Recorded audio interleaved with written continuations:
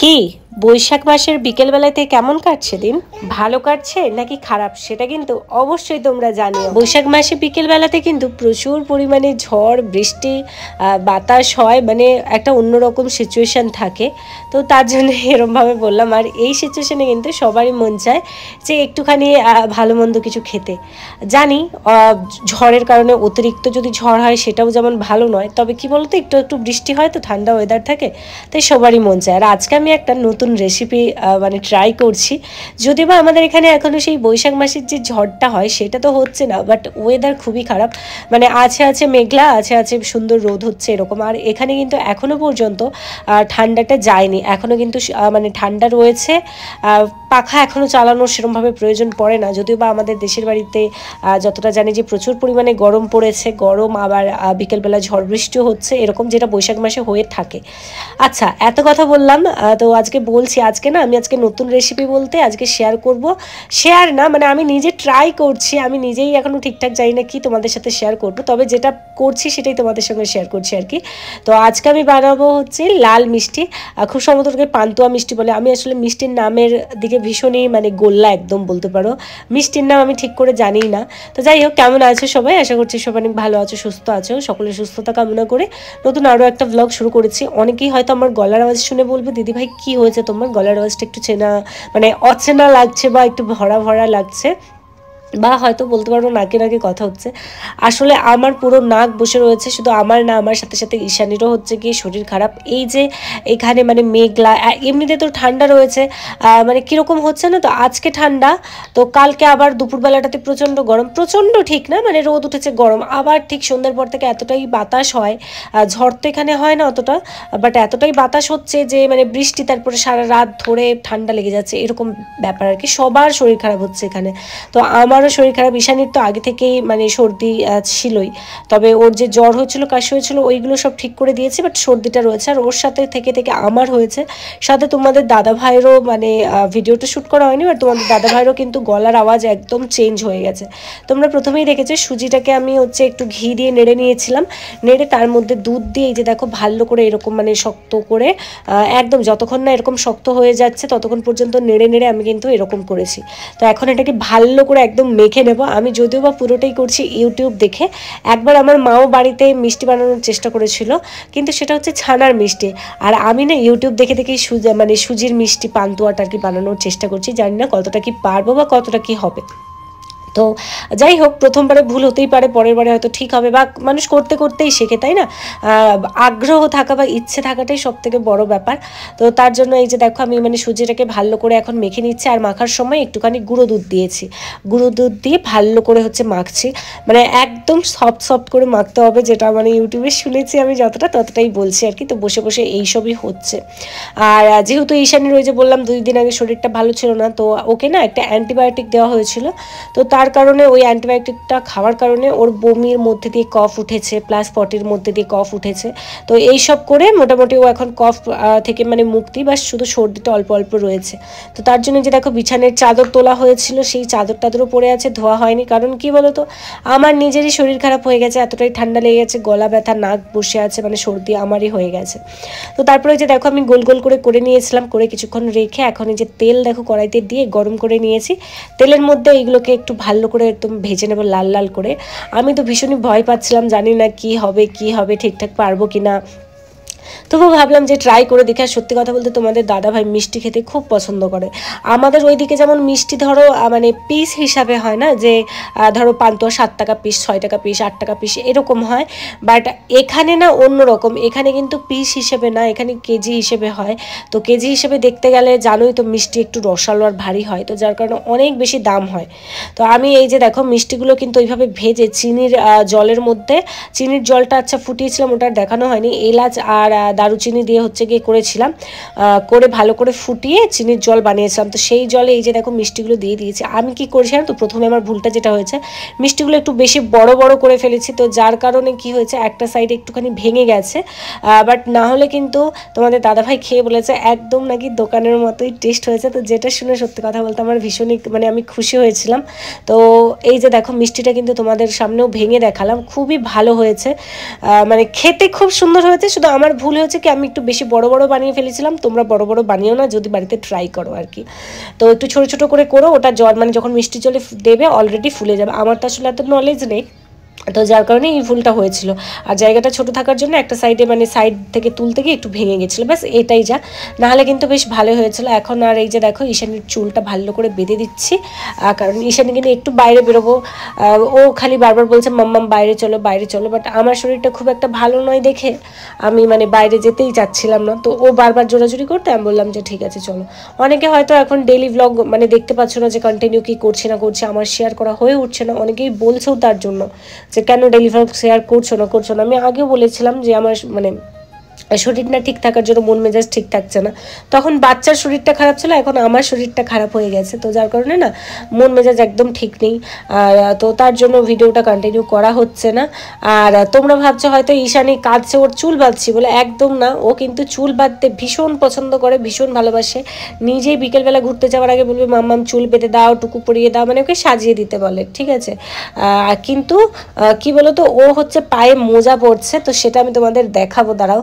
ওই মোজাটা যখন ও নিজে নিজে পড়তে পারছে না, তো তখনই চিৎকার করছে আর কি, এরকম করে একটু কান্নার ভাব দেখাচ্ছে। আর ওর চুল কিন্তু আমি একটু লুজ করেই বাঁধি, কারণ নাহলে মাথাটা ব্যথা করবে, তাই জন্য আর কি। তো দেখতেই পাচ্ছ ওই জন্য সামনেরগুলো খুলে খুলে আসছে, বেশি টাইট করি না। আর তারপর কি বলতো, ওর চুলগুলো ছোটো, সামনেরগুলো আমি কেটে দিয়েছিলাম তো আগে, যার কারণে সামনেরগুলো একটু ছোটো ছোটো রয়েছে। যাই হোক, হালকা করে বেড়ে দিয়ে বাঁধলে ওর না চুল হয়েছে আমার যেমন ছোটোবেলায় চুল ছিল কোচকানো কোচকানো, ওরও হয়েছে ওই রকমই। তো যার কারণে না বেঁধে দিলে না চুলটা একদম সেই এলোথেলো হয়ে গিয়ে খুব মানে কেমন জানি একটা দেখায়, মানে অগোছালো লাগে আর কি ওকে দেখতে। তো তার যার জন্য ওকে এরকমভাবে চুলটা আমি একটু বেঁধে দিই, বেঁধে ক্লিপ ক্লিপ লাগিয়ে দিলে বেশ সুন্দর করে আর কি, মানে দেখতে ভালো লাগে আর কি, ফ্রেশ ফ্রেশ লাগে। তো ওর চুলটা বেঁধে দিচ্ছি। আর ঈশানী কিন্তু এখন নিজে নিজে যেন প্যান্ট পরতেও শিখেছে, আগে যেমন নিজে প্যান্ট পরতেই পারতো না, এখন কিন্তু নিজে নিজে প্যান্ট পরতে পারে। তো যেহেতু নিজে নিজে প্যান্ট পরতে পারে, তাই ভাবছে আমি বোধহয় নিজে নিজে মোজাটাও পরতে পারবো। আর আমি ওকে বলছি মাম্মাম গরমকাল, এখন মোজা পরতে হবে না, তুমি খালি পায়ে থাকো, বাট ওকে কে বোঝায়। তো আর সত্যি কথা বলতে দেখো, মানে আমি যত তোমাদের সাথে কথা বলছি তত আমার শরীরটা যেন আরও খারাপ হয়ে উঠছে, মানে একটা না এতগুলো কথা বলে যাচ্ছি, নাক চোখ মুখ সব যেন আরও বসে যাচ্ছে। তবুও কিছু করার নেই, অনেকদিন হলো ভিডিও দেওয়া হয়নি, তো তার জন্য মানে ঠিকঠাক করে দিচ্ছি না আর কি ডেলি ব্লগ, তাই ভাবলাম যে না কষ্ট হয় হোক একটুখানি শেয়ার করে দিই তোমাদের সাথে। তো এই যে দেখো ঈশানীকে, এখন ঈশানী হচ্ছে গিয়ে মোজা পড়ছে, ওই যে দেখো ওর হাতে মোজা রয়েছে, তোমরা দেখতেই পাচ্ছ। তো ওটাই ও পড়ার চেষ্টা করছিল, যখন পারছিল না তখন এরকম করছে। আর তখন হচ্ছে গিয়ে মানে যখন এই ভিডিও করি তখন আমার শরীর তবুও মোটামুটি ঠিক ছিল, বাট পরের দিন দিয়েই আমার শরীর ভীষণ পরিমাণে খারাপ হয়ে গেছিলো। তো যাই হোক, এই যে দেখো এখন হচ্ছে ঈশানীকে নিয়ে একটু বাইরে যাব, গিয়ে বসবো বাইরে। দেখি তাকাও, ইস এটা কে পরে গরমকালে?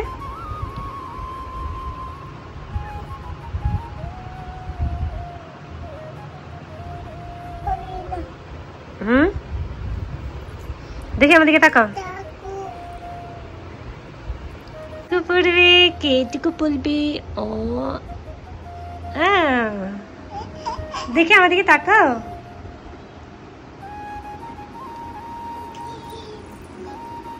দাও আমাকে চিরুনি দাও, দাও, থ্যাংক ইউ। কি বলতো, সারাদিন বাড়ির মানে রুমের মধ্যে বসে থেকে থেকে একটু বোরিং ফিল করে, তো ওকে এরকম বাইরে আনলেও ভীষণ খুশি হয়। তো এই যে এই সাইডটাতে বসেছে, আমি বললাম মাম্মা ঘুরতে নিয়ে যাবো, দাঁড়াও আগে তোমার মানে নখগুলো একটু বড় হয়ে গেছে, তো ওটা কেটে দিই, তারপরে তোমায় ঘুরতে নিয়ে যাবো। ও বললো যে ঠিক আছে মাম্মাম তাহলে কেটে দাও। ও দেখো চুপচাপ বসে আছে। আর ওই যে তোমরা মানে পতঙ্গগুলো দেখছো আর কি, পাংখুড়ি, ওটা হচ্ছে ওই চকলেট ললিপপের সঙ্গে আসে, তো যার কারণে হচ্ছে ও ললিপপটা ওই চকলেটের মানে পাংখুড়ির পেছনটাতে ছিল, তো সেটাই হচ্ছে যে মুখের মধ্যে নিয়ে বসে আছে। যাই হোক, আমি এখন ওর নখগুলো কাটছি। আর সত্যি কথা বলতে এখানে শরীর খারাপ হোক আর যাই হোক, মানে তবুও মানে কাজ তো করতেই হবে, এরকমটা কিন্তু মানে রয়েছে। বাট হলেও তোমাদের দাদা ভাই মানে আমার যেহেতু কালকে প্রচণ্ড শরীর খারাপ ছিল, তো সেটা তো আর শেয়ার করিনি, কারণ শরীর খারাপ অবস্থায় ভিডিও কিভাবে কি করব, তো তার জন্য শেয়ার করা হয়নি। তো সমস্ত কাজ মানে আমি কালকে পুরো দিনটা সানডে ছিল, আমি পুরো দিনটা শুয়েছিলাম। তোমাদের দাদা ভাই জামা কাপড় পরিষ্কার করা থেকে ঘর মানে ঝাড়ু সকালে একবার আমি দিয়েছিলাম, তারপরে ও পোছা লাগিয়েছে, রান্না বান্না সব কিছু করেছে হাসি মুখে আর কি, ও কালকে একদম রেস্ট নেয়নি। তো আমি ওকে মানে পরে ভাবছিলাম তুমি কত কিছু করলে আমার জন্য, আর আমি হচ্ছে দেখো কত সুন্দর শুয়েছিলাম, কিছুই মানে করতে পারিনি। তো এরকম আর কি ব্যাপারটা হয়েছিল। সত্যি যতই আমি ওর কাছে থাকি না কেন, হয়তো অনেকেরই মনে হবে যে শরীর খারাপ হয়েছে, এখানে এসে সমস্ত কাজকর্ম করতে হচ্ছে, এর থেকে বাড়িতে থাকলেই তো ভালো হতো। কিন্তু কি বলতো, আমার মনে হচ্ছে সত্যি এখানে এসে আমি ওর থেকে যে হেল্পটা পেয়েছি, ওর যে ভালোবাসাটা, মানে ভালোবাসাই অর্ধেক সুস্থ করে দেয়। মানছি আমার শরীর খারাপ, কিন্তু মনের দিক থেকে আমি একদমই স্ট্রং রয়েছে আর কি, ওর ভালোবাসাতে বলতে পারো। তো যাই হোক, তারপরে এই যে দেখো ওই পাশের বাড়ি যে দিদিটাকে দেখলে কোয়ার্টারে, তো ওর হচ্ছে এই যে ছেলেটা এখানে এসছে, শুশু করে ফেলেছে প্যান্টে। তো আমি দিদিকে বলছি, দিদি ও শুশু করে দিয়েছে, বলছে দাঁড়াও দাঁড়াও আসছি, আমি ওর প্যান্টটা চেঞ্জ করে দেবো। তো ঈশা নিয়ে ওকে দেখলে খুব খুশি হয় আর কি, ওর সাথে খুব খেলতে থাকে। দুইজনের পাশাপাশি তো, দুইজনেই খুব ছোট। আর এই যে একে দেখছো, কিন্তু একে যদি আমি ডাকি আসো আসো চকলেট দেবো, সাথে সাথে আমার কাছে চলে আসে। কারণ ওকে আমি সবসময় মানে চকলেট দিই, তো তো যার কারণে ওরকমটা করে। ও কিন্তু আমাকে দেখলেই চলে আসে চকলেটের জন্য। হ্যাঁ, কি করছো? হ্যাঁ, আচ্ছা আচ্ছা, ওরাও আসো, নজি দিচ্ছে না। থ্যাংক ইউ বলো আন্টিকে। ওয়েলকাম। কি তোমরা ঈশানের কথাগুলো শুনলে? এখন জানো তো, মানে সারা দিন, মানে যদি হয়তো হয় না, মানুষ মাত্র তো ধরো আজকে মুড ভালো আছে, কালকে মুড অফ হতেই পারে, আর এটা হয় সবার সাথেই হয়। তো যখন ধরো মুড অফ হয়ে যায় কোনো কারণে বা কিছু রাগ টাগ হয়, ঈশানের ওই মিষ্টি মিষ্টি কথাগুলো শুনলে না জাস্ট মন প্রাণ জুড়িয়ে যায়। আর সত্যি কথা বলতে ঈশানী এত মিষ্টি মিষ্টি এখন নতুন নতুন কথা বলতে শিখেছে, যেটা বলার বাইরে। খুব ভালো লাগে। তো বিকেলবেলা ওই যে দিদি আর আমি কোথাও সেরকম যাইনি, ওখানেই আড্ডা দিয়ে চলে এসেছি পরের দিন সকালবেলাতে।